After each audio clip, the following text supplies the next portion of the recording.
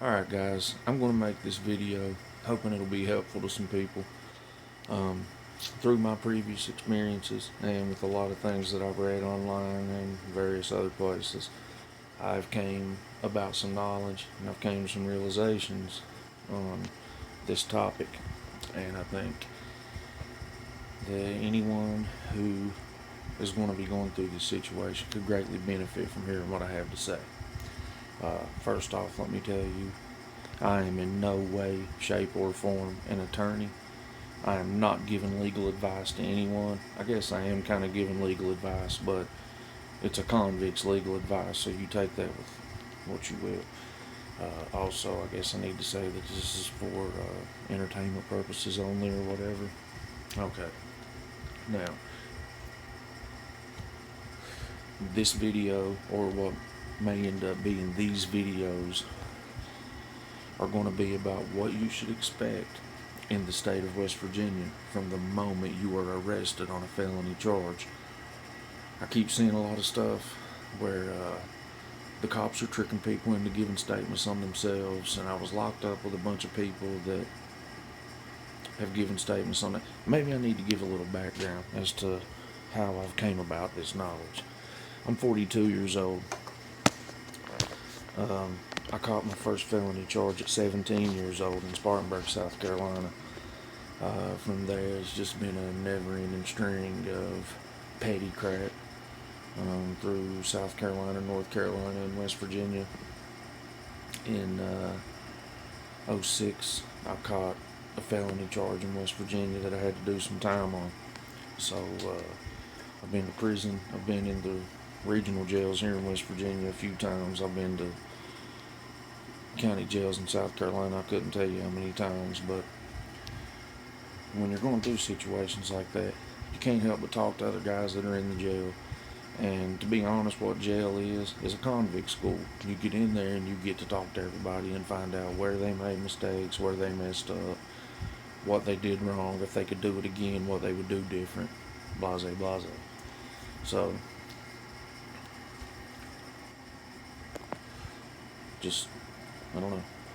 I think I know a pretty good bit. So anyway, I may end up doing these in a series because it's probably going to get pretty in depth if I just keep going and going and going. So we'll see where we're at after I start. First thing that's going to happen, regardless of what your charge is, whether it be some chomo, diaper sniper, baby raping shit, or whether you're a dope charge or you're stealing or whatever, first thing that's going to happen is the law is going to come and arrest you.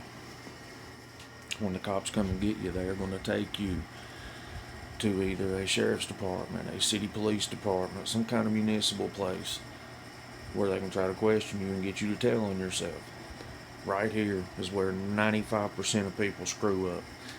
They think that by being nice to the cops, it's going to benefit them somewhere down the line. And truth be told, once you are handed over from these cops to the jail, you're never going to see these cops again unless you're getting more trouble. So they're not your buddies. They cannot help you later on, no matter what they say. You have nothing to gain by befriending these people. First things first, do not give any kind of statement. I don't care what kind it is. I don't care what they threaten you with. I don't care what they tell you they're going to do. Anything they're threatening you with, they're going to do it anyway if they can. So hold tight. Tell them you don't want to answer questions without a lawyer present. That's all you got to say. You don't have to start screaming and cussing. F you pig, I'm not telling blah. That's unnecessary. Just say, sir, I would rather not answer any questions without a lawyer present. Okay, they're going to try to act like that's a problem. They're going to tell you, okay, we'll try to find you one. It might take a couple days. Doesn't matter. They can't do anything more to you than what they're already going to do. Just be quiet. Don't sign anything. Don't tell them anything. It doesn't matter if they're showing you video of you committing the crime they're accusing you of. Don't admit to it. Okay. You may even be interrogated. If you're interrogated, they're going to try to play games with you. And bear in mind that everything you say and do during this time is on video and will be used against you later, if it can be. And you'd be surprised what they can use against you later. No yes or no answers to questions, no anything. If they won't quit question you, just keep answering with the same question. Regretfully, sir, I can't answer any more questions unless I have a lawyer present. That's it. That's all you got to say. So then you go on to step 2. You are charged and they take you to jail. Now, it was a lot different in South Carolina, but in West Virginia, when you're arrested, they take you to the regional jail in your area, whatever it may be. Here it's Southwestern Regional Jail. So they take you to Southwestern Regional Jail. They take you inside, they tell the jail why you're there, give them your paperwork, whatever, and then you're going to have a seat.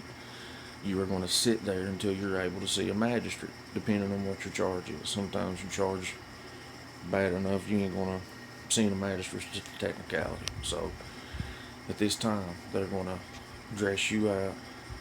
Well, I'm getting ahead of myself. You're going to see the magistrate, and the magistrate's going to set you a bond. Once the magistrate has set you a bond, you're going to go back to the booking part of the regional jail, and they're going to ask you, do you have a chance at making bond? If you do, they'll let you sit there by the phones for a little bit, give you a chance to get in touch with somebody to come and get you out. If not, they'll go ahead and start the process of putting you back in GP, general population.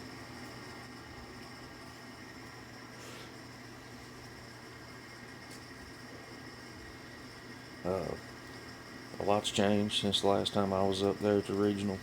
When I was there, they didn't have no body scanner machines and stuff like that, so you could keister anything you wanted and take it in. Now I think it's a lot harder to do. So, at the jail, you saw the magistrate, you're not getting out of jail. They're putting you in general population. You are going to go to a pre-sentenced felon pod. What that means is you're going to be housed with other men, women, whatever, who are pre-sentenced felons. Their charges can range from anywhere from stealing stuff to murder, rape, armed robberies, all that crap. You all get thrown in the same pod. There is no, we'll put these non-violent offenders in one pod and these violent offenders in another. Doesn't work like that. They just throw you all together. They work out problems as they come about. The only way that you're going to get segregated from people in jail that are violent or have violent charges or whatever is to go into PC, to go to a baby raper pod. I don't know. Whatever. Alright, so we're at the jail. You can't make bond. The next thing that's going to happen is the state is going to have a preliminary hearing. That preliminary hearing is the judge presenting their case to, or the state presenting their case to a judge, so the judge can determine whether they have enough evidence to go forward with your case or not.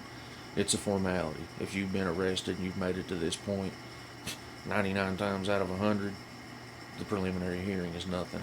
I guess there is always a case where you get to a preliminary hearing and the judge says the evidence is insufficient against you or whatnot and you get out. I just personally have never met anybody that's had that kind of luck. So you have your preliminary hearing, you go back to the jail. At this point, you're either going to make bond or you are stuck until trial. If you're in jail waiting for trial, they have 3 sittings of the grand jury to bring you in front of the judge, because you do have the right to a fair and speedy trial. If you have made bond and you're on the street, they don't have to honor that. They can take as long as they want. They arrested me in January, I think, February of 06. It took them until June of 08 to get me a trial date. So, I mean, they take their time because they want you to mess up again while you're on bond. That way they can stack stuff against you and throw you in jail.